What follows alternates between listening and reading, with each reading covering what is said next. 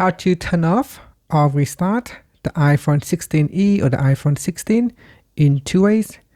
The first and the easiest way is to swipe down at the top, then tap on this power button here in the control center, and then swipe across to turn off the phone.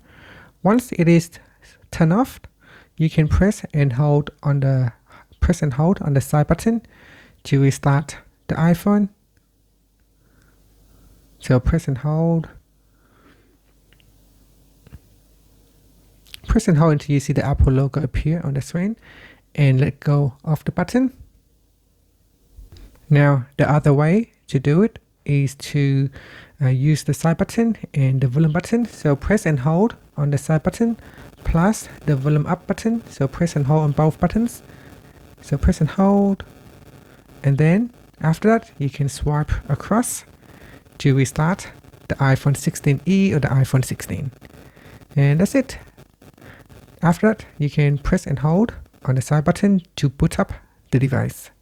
Thank you for watching this video. Please like and subscribe to my channel for more videos.